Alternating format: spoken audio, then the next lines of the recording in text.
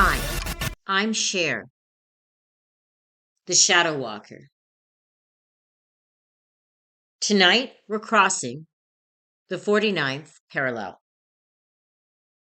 When people think of Canada, they think of vast, empty wilderness and the Sasquatch. There's been many sightings of Sasquatch, Bigfoot, or what I call Bigfoot, the guardian. But there is a darker predator stalking the boreal forests and the remote highways from Ontario to Nova Scotia, New Brunswick, Prince Edward Island, Quebec, BC, Alberta, Manitoba, Saskatchewan. One particular report was that of a man named Ken. He was of the Cree Nation in northern Alberta. Ken had been an avid hunter and fisher, and Ken had lived most of his life in the bush, and he was used to seeing the strange. Generally, Cree people don't come out and speak of the Dogman. Ken decided to talk about his occurrences in the 2000, I believe it was 2014, but I could be wrong. Um, he said they occurred between 1999 and 2009. He describes the Dogman as 7 to 8 feet tall, its legs hinged backwards, standing bipedal, upright. Ken said it had a look, and I quote, an intelligence that felt ancient and predatorial. That's what he felt. That's what it communicated to him. He said, this isn't a wolf. Wolves don't look at you with recognition of a peer.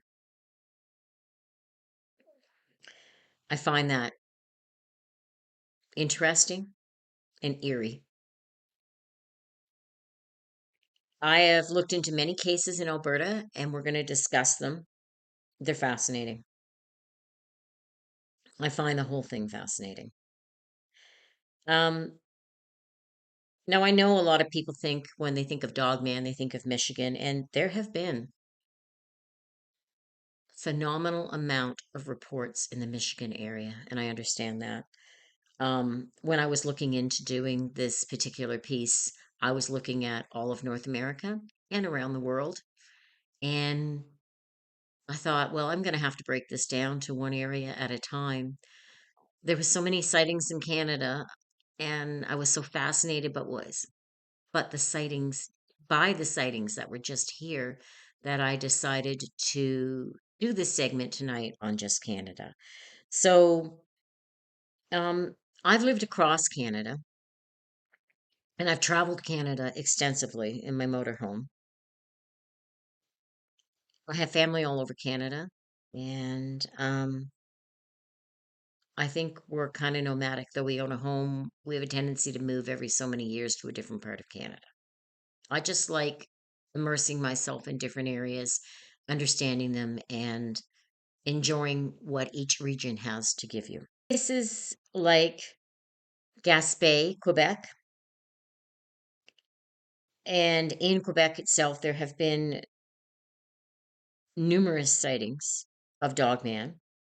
And where my family originated from, the Gaspé Peninsula, the loup-garou, the werewolf, the Dogman, if you will, is known. I have Mi'kmaq roots. I am Métis. So Grand Chief Membertou was my ancestral grandfather, and I didn't know that till about 6 years ago. So Generally, when I was studying this, I was just studying it thinking I was a white woman from Canada, and I'm actually a Métis, and I'm proud of my heritage, so I like to use that wherever I can to try to figure out what's going on here and why I see the things that I see. And I've seen some of these things. So, the Beast of the Seven Shoots, that was in Quebec, and that's pretty interesting. So the man was out there and he was a trucker and he was taking photographs. It's a beautiful Seven Shoots, beautiful area.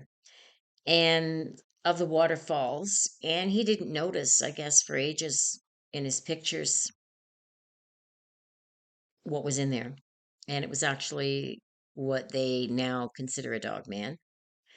And so a lot of the sightings in that area that had occurred were by tourists, um, hunters that were used to being in the woods. A lot of them wouldn't go back into the woods. Logging men. There's a lot of timber industry down there, and some of those guys won't go back into the woods. So it's interesting when you hear about it. They all say the same thing as Ken, the Cree man from Alberta, said that it had a look of intelligence that looked right into you. Now, if we move east to the Kejimkujik area where I had my sighting of a Bigfoot, she was a female, and she mind spoke to me. But in that area, the Mi'kmaq, which are I am part of, tell stories of the Kiwi or Kiwi, and it's with the dog man. And so a lot of people on Highway 8, although I never had a one running beside my car on Highway 8, um, if you've been down there and you know Highway 8 near Kejimkujik, you know that it's a heavy traffic area for logging and for the fishing industry. So you'll have boats going up that highway, you'll have logging truck after logging truck, and there's a lot of logging roads down there, small like offshoot roads that you can go to go back in different areas, tons of lakes, but it's an absolute beautiful area. So more than one couple have reported, and so I think that's what's so important. It's not just one person as an eyewitness. Most of these encounters, there was two or more people that seen them. So there's a couple of areas in Nova Scotia where teenagers from a high school that were running and their coach all saw a dog man. We're going to go over that one. We're going to go over Highway 8, where numerous vehicles have been, I don't even know how you'd say that. So they were chased, or a dog man ran beside their vehicle at 60 kilometers. I would think that would be rather freaky to have such a big creature running beside you, knowing that it was keeping up at that pace. There are areas on that road that you can't go faster than 60 because of the turns and the time of the year or the weather. So you have to slow right down. Other times you can just boot it through until you come to one of those hairpin turns. Um, so yeah, numerous sightings in that area. And in Ontario in 2016, another area that I love and lived in. So the Barrie and Aurelia area, there's been sightings on Highway 11. And the sightings are that of always the same thing, 7 feet tall or taller, a snout like a wolf, legs that hinge backwards, moving at incredible speeds, or sometimes standing still staring. A lot of times it would turn its head and look at the people. And it looked at them with what I call a sinister soul look and what they call a look of intelligence. It looks right into you. And what it does is it tags you. And what's been noted by people all over the world is when they see one of these, that they experience fear. When they get home, they have night terrors. They feel like they're being watched night and day. A lot of people will up and move right out of the area that they're in, and they feel that they're safer in a city. Although recently, as I believe a year and a half ago, there was a sighting right down in Toronto. And I think there's been like three or four of them. Anybody that walks through the Humber River area or the Niagara Escarpment, these are areas they've been seen in. Um, I can't think of an area in Ontario where you can't go down the back roads, and these are where the sightings are found. Um, right up. So there was one in Kapuskasing, which I found interesting, which was a hunter. He lived there his whole life. He was an avid hunter. At that particular time, he was in the woods hunting a black bear. It was black bear season, so that would be in March. And he felt something was watching him, and he could hear something. And he saw a 7-foot creature with a snout like a wolf, ears like a wolf, seemed kind of human like, he said, except it was pretty sinister. And it was stalking him through the bush. So, needless to say, he stopped hunting that particular day and he went home. And it tore at his soul so much that he was unable to sleep. He sold all of his equipment that he had for hunting, fishing, everything, sold everything he had, and he moved to Toronto. He thought he'd be safer there. His fear. A lot of people want to move to a big city. Um, BC, there was a young guy that was home for the first time by himself. He'd walked his friend home that night and he saw a dog man. There have been reported cases in Alberta of homesteaders being terrorized by Bigfoot and moving. In Prince Edward Island, there have been reported cases of Dogman, and in Cape Breton, there have been reported cases of Dogman. So, right across Canada, there are cases. Now, the one fact that stays is 7 feet tall. Very few people see them at 6 feet tall. 7 to 8 feet tall, snout, back legs that hinge backwards. They stand upright and walk upright, although they can move on all fours. They can also move just as quickly on two legs. So bipedal, long claws, snout, yellow eyes that pierce through your soul.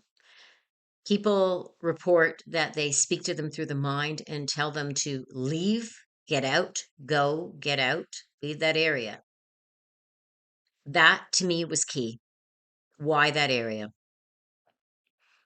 So I took a deep dive into looking at the history of the different areas, and it's rather interesting to see what you come up with.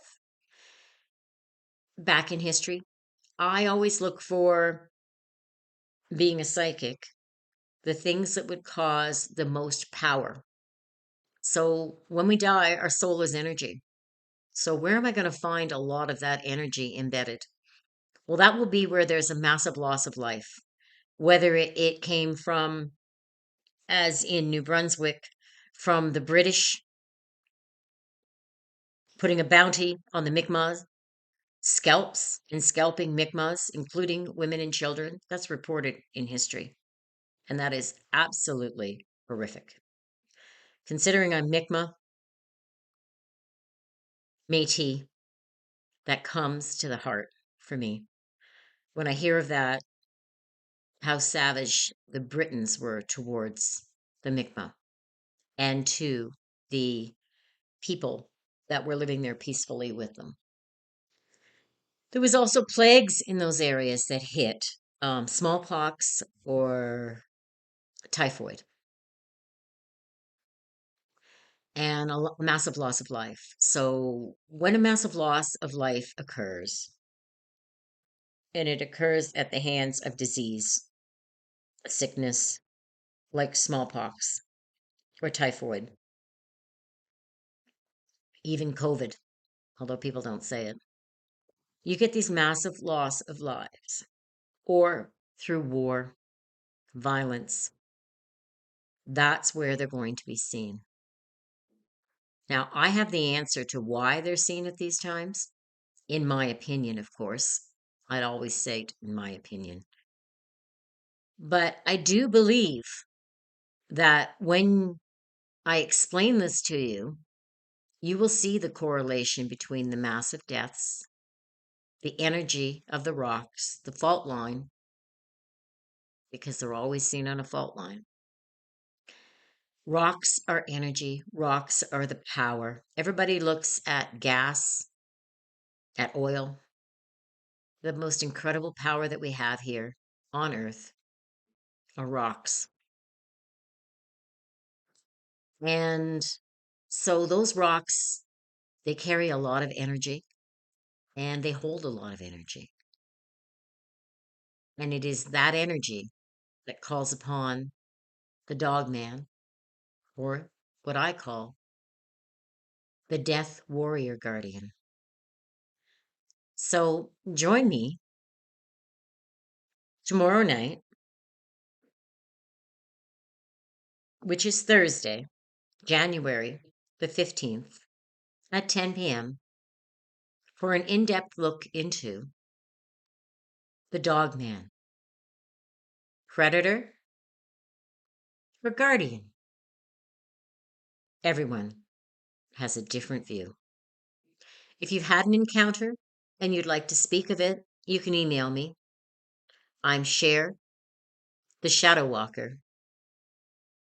Thank you so much, and I look forward to seeing you Thursday, January 15th, 10 p.m.